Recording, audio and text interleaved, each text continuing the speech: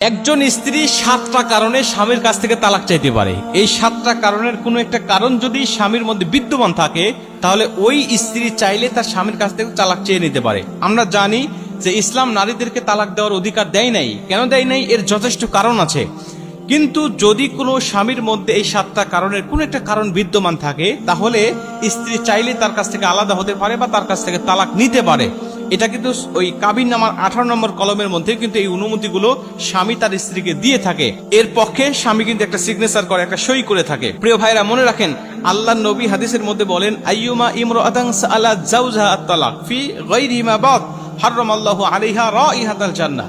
কোন নারী যদি বিনা কারণে স্বামীর কাছে তালাক চায়, মানে এই 7টা কারণের বাহিরে কোনো একটা কারণ সে নিয়ে আসছে যেটা কোনো অহেতুক, একেবারে বিনা কারণ বলা চলে, এই সমস্ত অহেতুক ভাবে যদি কোনো স্ত্রী স্বামীর কাছে তালাক চায়, তাহলে আল্লাহ নবী বলছেন যে ওই নারীকে তো জান্নাত দেওয়াই হবে না, বরং তার নাকে জান্নাতের সুঘ্রাণ পর্যন্ত পৌঁছানো হবে না। অথচ 40,000 বছর পর্যন্ত যদি জান্নাত থেকে কেউ দ্রুতগামী ঘোড়া নিয়ে দৌড়াইতে থাকে, তার নাক পর্যন্ত জান্নাতের সুঘ্রাণ পাবে। তার মানে এই নারীকে জান্নাত থেকে কত দূরে রাখা হবে। প্রিয় ভাইরা আমার, এজন্য এই 7টা কারণের বাইরে কিন্তু তালাক চাওয়া যাবে না। প্রথম নম্বর হলো, স্বামী যদি নির্যাতন করে স্ত্রীর উপরে, সেটা হোক শারীরিক নির্যাতন, হোক মানসিক নির্যাতন, এই নির্যাতনে যদি অতিষ্ঠ হয়ে যায়, যদি স্বামীর কাছে স্ত্রী থাকার মতো কোনো পরিবেশ না থাকে, নির্যাতনের মাত্রা এতই বেড়ে গেছে যে তার সাথে সংসার করা একেবারে সম্ভব নয়, ইম্পসিবল, তাহলে স্ত্রী ইচ্ছা করলে স্বামীর কাছ থেকে তালাকটা চেয়ে নিতে পারে। এটা হলো 1 নম্বরে। 2 নম্বরে, দায়িত্বহীনতা। যদি দায়িত্বহীনতা থাকে, দায়িত্ব সে পালন করে না, একজন স্বামী হিসাবে যে দায়িত্বগুলো স্ত্রীর উপরে থাকে, সেই দায়িত্বগুলো যদি সে পালন না করে, তাহলে আল্লাহ পাক একজন নারীকে সেই বিধান দিয়েছে, সে ইচ্ছা করলে তার স্বামীর কাছ থেকে তালাক চাইতে পারে। কারণ আল্লাহ পাক সূরা নিসার 34 নম্বর আয়াতের মধ্যে বলছেন, আর রিজালু কাওয়ামুনা আলান নিসা, আমি নারীর উপরে পুরুষদেরকে অভিভাবক হিসাবে নিযুক্ত করেছি, তাদেরকে দায়িত্ব দিয়েছি নারীদের হকগুলো আদায় করা, নারীদের অভিভাবক হিসাবে আমি আল্লাহ নিযুক্ত করেছি। অতএব এই অভিভাবকের দায়িত্ব থেকে যদি কোনো পুরুষ দায়িত্বহীনতার পরিচয় দেয়, তাহলে ওই স্ত্রী ইচ্ছা করলে সেই পুরুষের কাছ থেকে তালাক নিতে পারে। এটা হলো 2 নম্বরে। 3 নম্বরে, স্বামীর অশ্লীল জীবনযাপন বা অনইসলামিক জীবনযাপন।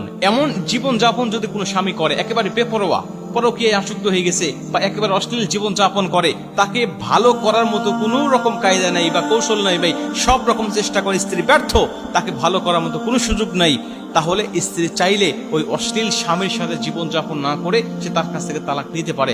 এই বিধান, এই হুকুম ইসলাম একজন নারীকে দিয়েছে। 4 নম্বরে, বৈবাহিক অধিকার। বৈবাহিক অধিকার থেকে যদি কোনো স্বামী তার স্ত্রীকে মাহরুম করে, বঞ্চিত করে, একজন স্বামী হিসাবে স্ত্রীকে যে বৈবাহিক অধিকারগুলো দেওয়ার দরকার, এই বৈবাহিক অধিকারগুলো যদি না দেয়, তাহলে স্ত্রী যদি ইচ্ছা করে যে না, আমাকে যেহেতু সে অধিকার থেকে মাহরুম করছে, বঞ্চিত করছে, আমি তার সাথে সংসার করব না, তাহলে সেই ক্ষেত্রে ইসলাম একজন নারীকে স্বাধীনতা দিয়েছে, সে চাইলেই সংসার করতেও পারে, আবার চাইলে তার কাছ থেকে তালাক নিতে পারে। এটা ইসলাম দিয়েছে তার উপরে এই অধিকারটুকু। 5 নম্বরে, দীর্ঘদিন ধরে স্বামী যদি অনুপস্থিত থাকে, যেমন ইমাম মালিক রাহমাতুল্লাহ আলাইহি এর সময়কালটা নির্ধারণ করে দিয়েছে যে যদি কোনো স্বামী স্ত্রীর কাছ থেকে 4 মাসের অধিক যদি সে দূরে থাকে, প্রবাসে থাকে বা বাহিরে থাকে, 4 মাস ধরে স্ত্রীর কাছে আসে না, স্ত্রীর হক আদায় করে না, স্ত্রীর কাছে থাকে না, এমন সময় কোনো স্ত্রী যদি মনে করে যেহেতু আমার স্বামী 4 মাসের অধিক সে বাহিরে আছে, সে আমার কাছে আসে না, আমার খোঁজ খবর রাখে না, আমি তার সাথে আর সম্পর্ক রাখবো না বা তার সাথে আমার কোনো রিলেশন থাকবে না, তাহলে ইচ্ছা করলে ওই স্ত্রী স্বামীর কাছ থেকে আলাদা হতে পারে। কিন্তু কোনো স্ত্রী যদি মনে করে আমার স্বামী বাহিরে আছে, প্রবাসী আছে, আমাদের জন্যই তো আছে, আমাদের সুখের জন্যই আছে, অতএব কি করা যায়, আমরা একটু ধৈর্য ধারণ করে থাকি, একটু সবর করি, তাহলে অবশ্যই আল্লাহ সবরকারীকে অবশ্যই উত্তম পুরস্কার দেয়, উত্তম প্রতিদান দেয়। অতএব যদি কোনো নারী ধৈর্য ধারণ করতে পারে, এটা ভালো। কিন্তু যদি সে মনে করে না আমার আর এভাবে থাকা সম্ভব নয়, তাহলে সে আলাদা হতে পারে। এই বিধান, এই সুযোগ ইসলাম নারীদেরকে দিয়েছে। এটা হলো 5 নম্বরে। এবং 6 নম্বরে, স্বামী যদি ধর্মীয় থেকে বিচ্যুত হয়ে যায়, ধর্মীয় কালচার থেকে বা ধর্ম থেকে যদি বিচ্যুতি হয়ে যায়, অর্থাৎ মোরতাদ হয়ে যায়, সে ইসলাম ধর্মের ছিল, এখন সে ইসলাম ধর্ম বাদ দিয়ে অন্য ধর্মে চলে গেছে, বা সে বিধর্মীয় হয়ে গেছে, বা তার কাজে কর্মে সবকিছু বিধর্মীদের মতো, নামাজ কালাম থেকে শুরু করে কোনোটাই ইসলামের দিকে নাই, অতএব সে যদি ধর্মীয় থেকে বিচ্যুতি হয়ে যায় বা স্পষ্ট ধর্ম ত্যাগ করে ফেলে, তাহলে তো তার সাথে আর কোনো রকম সংসার করার সুযোগ নাই। একজন স্ত্রী তখন তার কাছ থেকে বিচ্ছিন্ন হয়ে যাবে, আলাদা হয়ে যাবে। এক্ষেত্রে নারীদেরকে ইসলাম স্বাধীনতা দিয়েছে পরিপূর্ণভাবে। এবং 7 নম্বরে সবচাইতে গুরুত্বপূর্ণ বিষয়, আর সেটা হলো স্বামী যদি মারাত্মক কোনো রোগ আক্রান্ত হয়ে যায়, এমন রোগ হয়ে গেছে যেটা আর ভালো হওয়া সম্ভব নয়, যেমন সে পাগল হয়ে গেছে, মাতাল হয়ে গেছে, মজনুন হয়ে গেছে, এখন তার সাথে সংসার কোনোভাবেই সম্ভব নয়। তার ব্রেন একেবারে নষ্ট হয়ে গেছে, তার স্মৃতিশক্তি বলতে আর কিচ্ছু নাই, সে একেবারে পাগল মজনুন হয়ে গেছে। এখন ওই স্বামীর সাথে সম্পর্ক রাখা বা বৈবাহিক অবস্থায় থাকা আর কোনোভাবে সম্ভব নয়। তখন স্ত্রী চাইলেই তার পারিবারিক বৈঠকের মাধ্যমে বা আইন আদালতের মাধ্যমে বা কথাবার্তার মাধ্যমে তার কাছ থেকে সে বিচ্ছিন্ন হয়ে যেতে পারে। এই বিধান ইসলাম একজন নারীদেরকে দিয়েছে।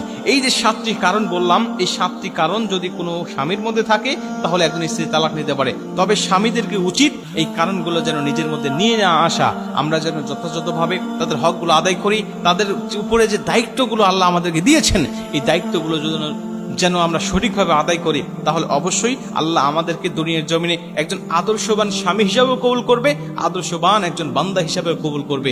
দুনিয়াতেও আমরা একটা সুখময় শান্তিময় জীবন পাবো এবং পরকালেও কিন্তু আমাদের জন্য সুখময় একটা শান্তিময় জীবন অপেক্ষা করছে। অতএব এই বিষয়গুলো খেয়াল রাখা।